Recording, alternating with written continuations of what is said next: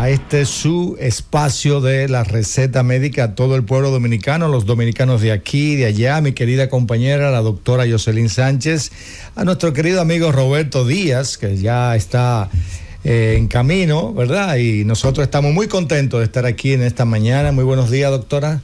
Muy buenos días a todo el país. Bendiciones para aquellos que están en sintonía con esta receta médica de la Z.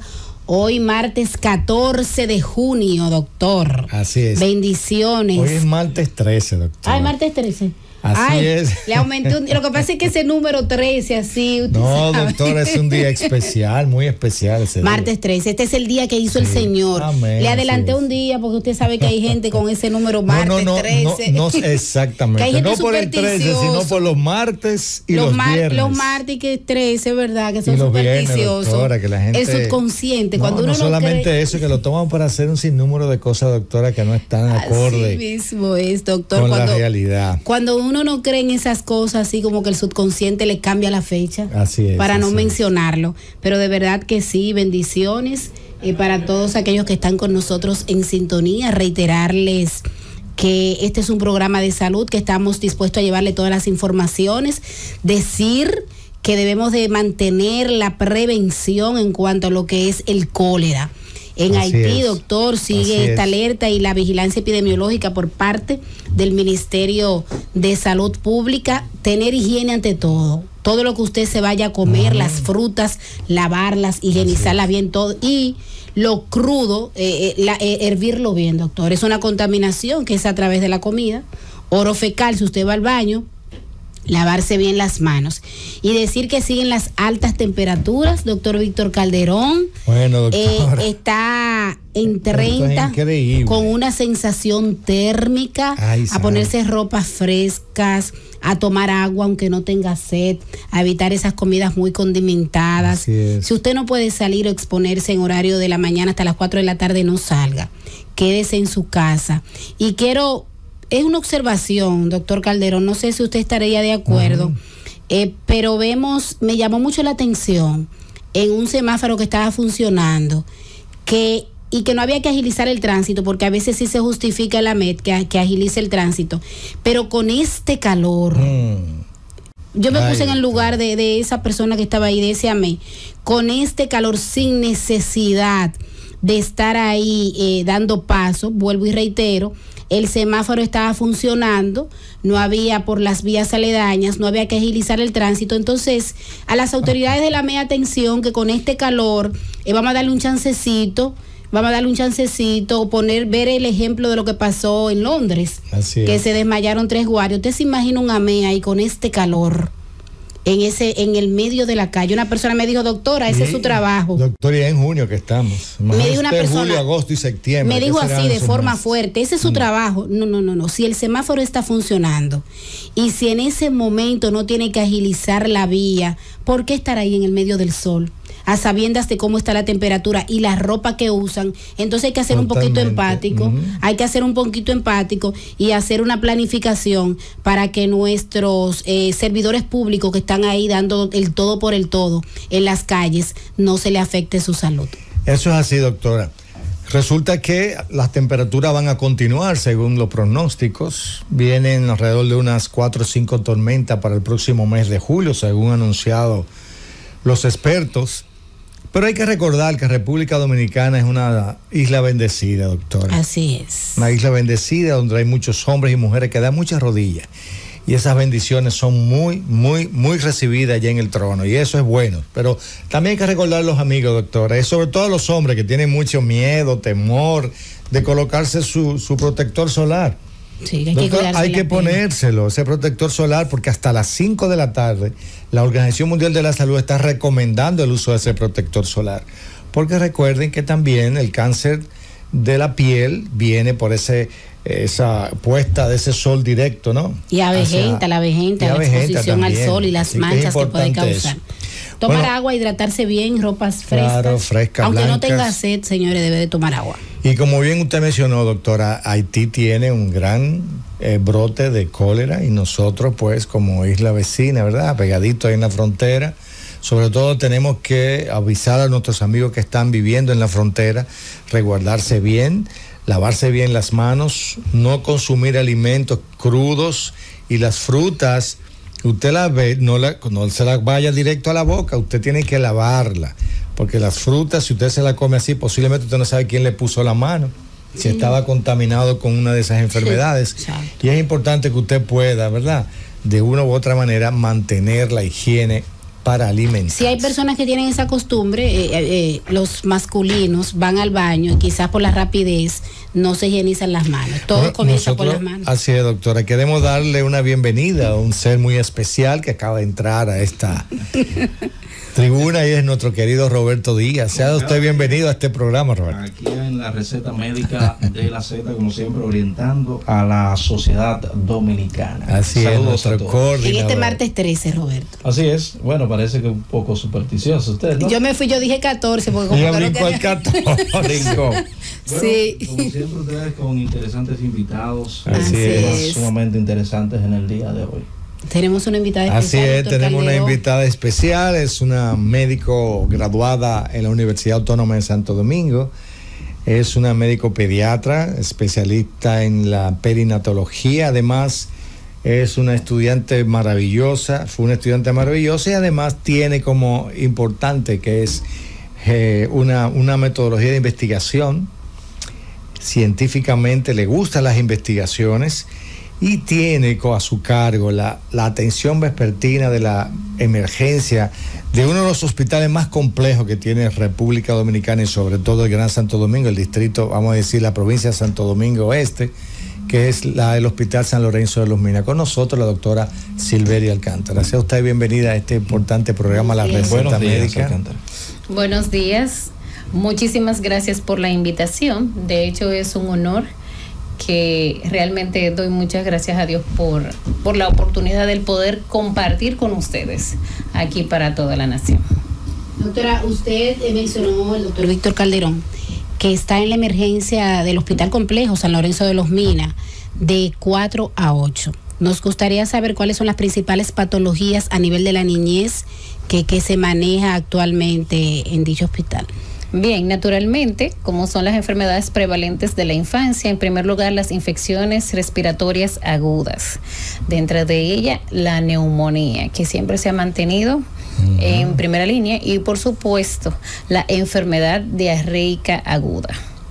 Son las principales patologías que tenemos ahí, y ya las que se derivan como complicaciones de ella, además de lo que son las infecciones en la piel. Doctora, muchas veces estas enfermedades diarreicas agudas van acompañadas de vómitos, que a veces las madres se quedan tranquilas en su casa y no le dan mucha importancia, y ellas mismas comienzan a hidratarlo. Nos gustaría que dé un poquito de orientación con eso a esas madres que se descuidan con los vómitos, y cuáles serían las principales causas de estos vómitos. Es un binomio muy peligroso. Así el vómito con la diarrea, ¿no? Acelera mucho más rápido la deshidratación y la muerte de un niño.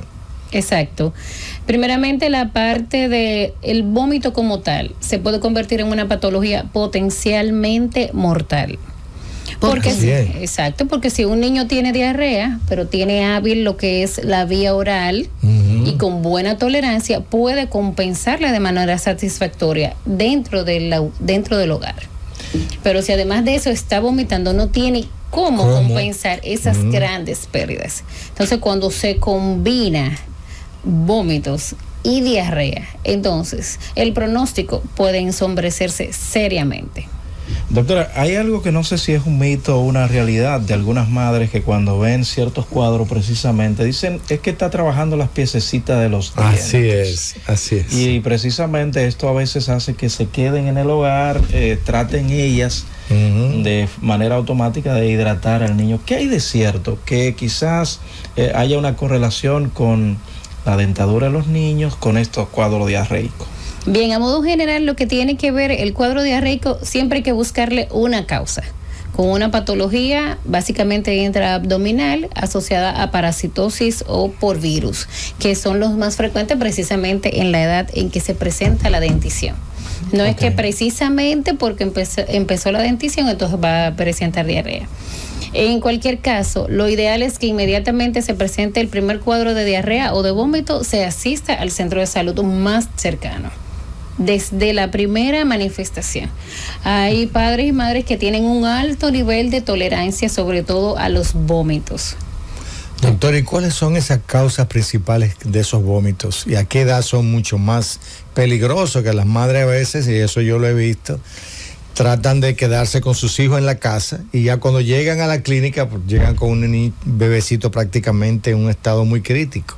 Sí, pueden llegar incluso con deshidratación moderada a severa. Uh-huh. Por ejemplo, en el lactante pudiera considerarse a modo general como una patología autolimitada y relativamente benigna, por el hecho de que hay una inmadurez del sistema gastrointestinal combinado con el neurológico. Entonces es normal que el niño pequeñito vomite. Puede darse, pero eso se suma como un factor. Pero también está el hecho de que la alimentación, por lo menos en el menor de 1 año, es básicamente líquida. Se puede asociar también a una mala práctica en la técnica de alimentación. ¿Cómo así, doctor? ¿Eso mala práctica o contaminación de los alimentos? ¿También se puede esa combinación? En el tema de la práctica es, por ejemplo, sobre todo en los menores de 6 meses, los que usan lactancia materna, por ejemplo, que pueden ser sobrealimentados. Que dicen el niño no se llena. Exacto. Entonces le dan el seno y después le dan el biberón porque la madre siente como que el seno no lo llena. Exacto, entonces eso va en la práctica de la técnica alimentaria. Entonces la sobrealimentación puede llevar a que naturalmente provoque el vómito. Además eso de pasa en el adulto también, doctor. Sí, el vómito ocurre a todas las edades. Sí. Además de que hay una peristaltis que está relativamente inmadura. Exacto. Además de que cuando el niño también llora mucho, puede hacer aerofagia, o sea, consume mucho aire. Y naturalmente el aire ocupa espacio, nos sostiene el aire incluso en el mundo, en el planeta.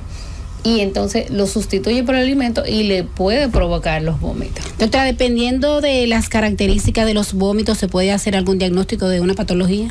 Sí, por supuesto. De hecho, se toma en cuenta de que si el vómito es bilioso o no.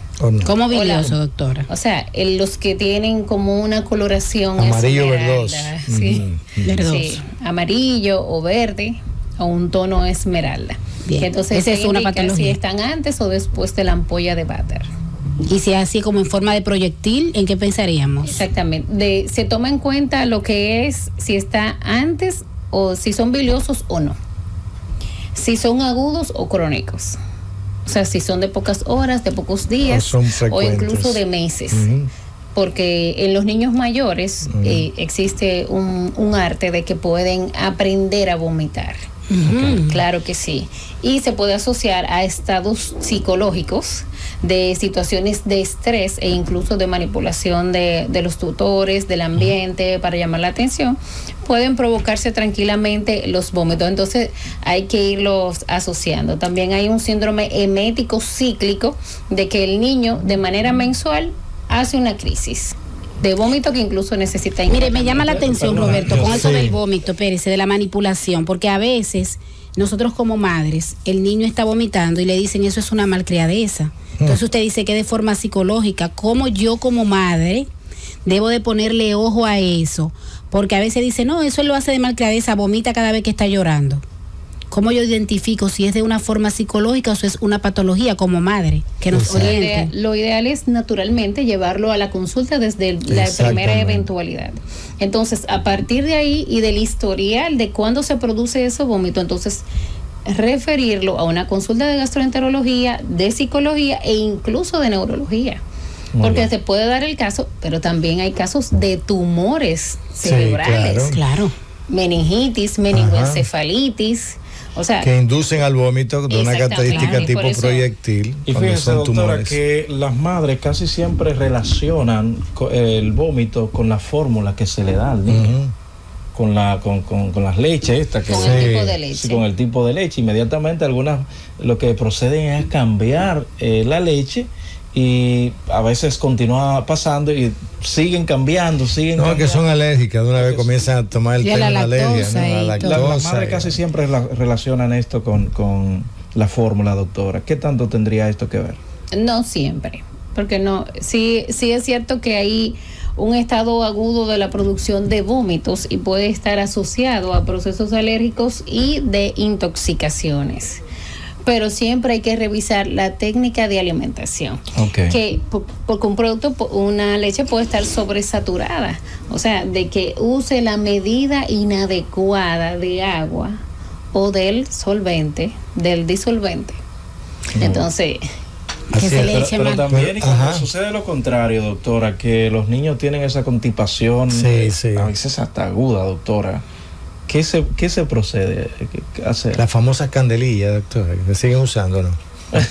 Bueno, generalmente la gente se las arregla y hay en casos que no se recomiendan de manera crónica, pero sí en uno que otro momento.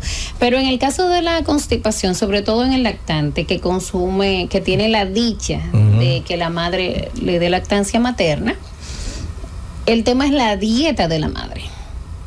Es la dieta de la madre, una madre que consume poca agua, que se come tranquilamente sus guineos verdes, que se come sus plátanos verdes, que se come la yuca, que bebe el chocolate con la finalidad de aumentar la para que le baje la leche. El chocolate produce estreñimiento. En esos casos sí siempre tiene que asociarlo a leche, ponerle avena o ponerle algún tipo de semillas, por ejemplo como el ajonjolí.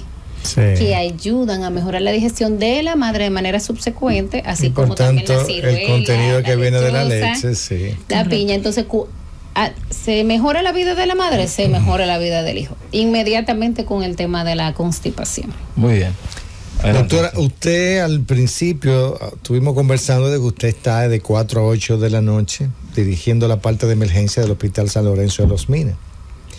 Hablando de vómito, doctora, ¿con qué frecuencia tenemos esos casos en la maternidad y llegan pacientes letalmente tan afectados que mueren producto de esto? Sí, pueden llegar en muy malas condiciones e incluso morir como parte de la deshidratación, porque la deshidratación es una complicación de la recurrencia del vómito no tratado de manera oportuna. Entonces, ¿cuáles edades principalmente afectan a esos niños que llegan a su emergencia? Eso depende, pero generalmente los menores de 5 años son los más afectados, los menores de 5 años. Ya cuando se presenta en mayor de esa edad, incluso hasta los 14 años, se deterioran con mucha facilidad. Entonces se ponen encorvados y además depende de la patología. Porque ya en los niños mayores está el caso de la apendicitis, que dentro de sus manifestaciones está el vómito. Por eso hay una serie de patologías, porque por ejemplo está la obstrucción intestinal, la invaginación intestinal, el vólvulo intestinal, la enterocolitis necrotizante. Entonces, la apendicitis como tal, la enfermedad pélvica inflamatoria dentro del grupo de las niñas, la adenitis mesentérica. O sea que ellos entran dentro de, valga la redundancia, en ese grupo que le puede provocar vómito. También las amigdalitis agudas naturalmente, la otitis, las infecciones de vías urinarias, la uropatía. Entonces, usted como pediatra, usted está viendo lo que está sucediendo recientemente en la República Dominicana, en nuestras escuelas, en la sociedad. Cuántos hechos lamentables, ¿verdad? Y nosotros como República Dominicana tenemos un indicador muy lamentable, que veo que gobierno tras gobierno no le ponen la atención a lo que es el embarazo en adolescente. Y nacen 50, 60 mil niños de niñas todos los años. Y si usted se pone a ver qué sucede con esos 50, 40 mil niños que nacen cada año, usted se dará cuenta que son de esos bebecitos rechazados desde su vientre, maltratados en los hogares, no son afectos porque no fueron ni siquiera creados, buscados, sino que fueron muchas veces por accidente, ¿verdad? Producto de la casualidad. Producto de la casualidad. Y que vemos que esos niños, ¿verdad? En las escuelas, en las casas, maltratados y con esos graves problemas, son niños que suman esas madres adolescentes a una alta tasa de mortalidad neonatal infantil en República Dominicana, y que tenemos una de las tasas más grandes en toda América Latina, y además que somos medallistas de bronce o de plata en toda América en cuanto a los embarazos en adolescentes, y que si sumamos esos factores, que tenemos una tasa una tasa de lactancia materna, señores, que eso da pena y grima. debería ser un 100%, estamos entre un 6 y un 7% de lactancia materna en República Dominicana, cuando es el alimento jamás en la vida inventado por ningún ser humano, porque no hay calidad que pueda, no hay fábrica en el mundo que pueda crear una fórmula como es la leche materna, porque no solamente es la leche, sino el afecto que usted le pasa a su hijo cuando usted le transmite a través de su pezón esa madre, ese calor, ese seguimiento. Yo quiero la opinión suya, doctora, porque si queremos disminuir la mortalidad neonatal, ¿verdad? A través, usted ha hablado varias veces sobre la lactancia, ha mencionado la lactancia como alimento, que yo sé que si usted solo lacta a su hijo por los 6 meses exclusivos, los vómitos serían muy disminuidos en República Dominicana. Exacto, abordando desde lo que es la mención del embarazo en adolescente. El embarazo en adolescente tiene aspectos biopsicosociales muy enmarcados y que se convierten en un círculo vicioso. De hecho, hay una gran parte de las adolescentes que salen embarazadas que son hijas de madres adolescentes. Un alto porcentaje. Exacto, es un círculo que se repite.